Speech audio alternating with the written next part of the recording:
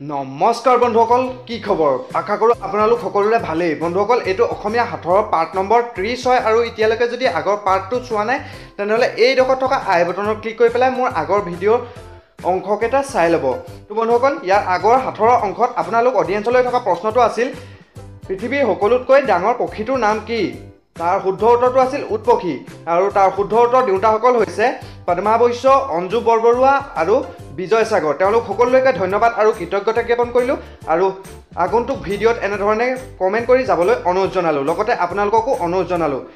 Hello' viewers, আপোনালোকে চাই আছে ব্ৰেইন টেষ্ট অসম আৰু এতিয়ালৈকে যদি আমাৰ এই চেনেলটো ছাবস্ক্ৰাইব কৰা নাই তেনেহ'লে ছাবস্ক্ৰাইব কৰি দিব আৰু তাৰ কাষত ওলোৱা বেল আইকনটো দবাবলৈ একেবাৰে নাপাহৰিব, কাৰণ এনেকুৱা ধৰণৰ নতুন নতুন ইণ্টাৰেষ্টিং, ইনফৰ্মেটিভ আৰু এণ্টাৰটেইনিং ভিডিঅ'বিলাক মই কেৱল আপোনাৰ কাৰণে আনি থাকোঁ। তো বন্ধুসকল, অকণো দেৰি নকৰি আজিৰ এই বিশেষ ভিডিঅ'টোলৈ আগবাঢ়ো ব'লক। এই ইণ্ট্ৰ' বজা। Your time is up, my time is now. You can't see me, my time is now. It's the franchise where I'm shining now.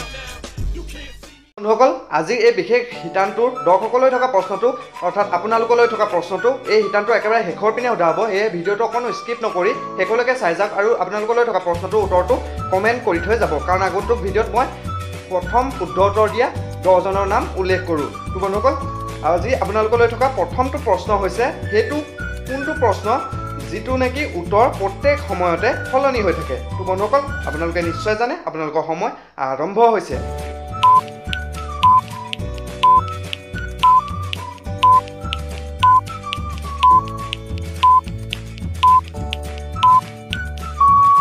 ইয়াৰ উত্তৰটো বিচাৰি পালেনে? ইয়াৰ উত্তৰটো হৈছে এতিয়া কেইটা বাজিছে। হয় বন্ধুসকল, এই প্ৰশ্নটো যদি আপুনি প্ৰত্যেক সময়ে সময়ে সুধি থাকে তেনেহ'লে তাৰ উত্তৰটো বেলেগ হৈ গৈ থাকে। বন্ধুসকল নিশ্চয় বুজি পালে। বন্ধুসকল, আগবাঢ়ো সাঁথৰ নম্বৰ 2লৈ। মই কাৰোৰ লগতে কাজিয়াও নকৰোঁ, কিন্তু মোক সকলোৱে ধৰি বজায়। তো বন্ধুসকল, আপোনালোকৰ সময় আৰম্ভ হৈছে।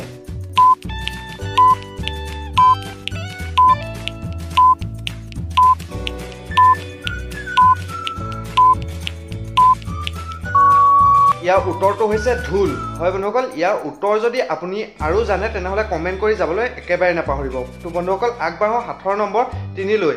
বন্ধুসকল, আপোনালোকে এনেকুৱা তিনিটা সংখ্যা কওক যি তিনিটাৰ যোগফল আৰু পূৰণফল একেই। বন্ধুসকল, আপোনালোকে নিশ্চয় বুজি পাইছে। যদি বুজি পোৱা নাই তেনেহ'লে লিখি দিয়াটো পঢ়ি চাওক আৰু প্ৰশ্নটোৰ উত্তৰটো কমেণ্ট কৰিবলৈ একেবাৰে নাপাহৰিব। তো বন্ধুসকল, আপোনালোকৰ সময় আৰম্ভ হৈছে।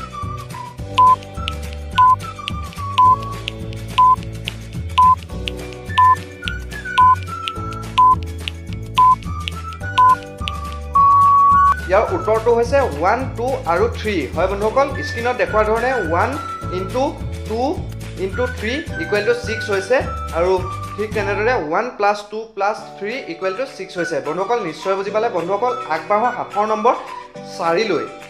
তো বন্ধুসকল, সেই সাঁথৰটো আপোনালোকৰ বাবে এইটো কি ফুল যিটো ফুলৰ নেকি গোন্ধ আৰু ৰং একোৱেই নাই। তো বন্ধুসকল, আপোনালোকৰ সময় আৰম্ভ হৈছে আৰু আপোনালোকে ক'ব লাগে এনেকুৱা এটা ফুলৰ নাম যিটো ফুল গোন্ধও নাই আৰু ৰঙো নাই। তো বন্ধুসকল, আপোনালোকৰ সময় আৰম্ভ হৈছে।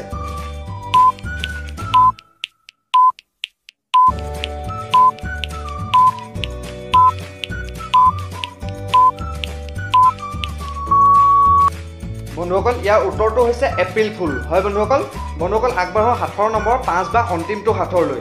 বন্ধুসকল, সেইটো কি বস্তু যিটো বস্তু নহ'লে নেকি এজনী ছোৱালীয়ে কাহানিও বিয়া পাতিব নোৱাৰে। তো বন্ধুসকল, আপোনালোকৰ সময় আৰম্ভ হৈছে।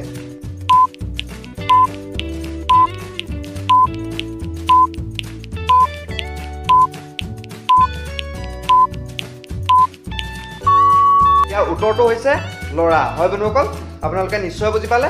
বন্ধুসকল, যদি ভিডিঅ'টো ভাল পালে তেন্তে লাইক কৰি দিব, লগৰ বন্ধুৰ লগত শ্বেয়াৰ কৰি দিব আৰু আমাৰ এই চেনেলটো ছাবস্ক্ৰাইব কৰি দিব। তো বন্ধুসকল, আগবাঢ়ো আপোনালোক দৰ্শকলৈ থকা প্ৰশ্নটোৰ দিশে।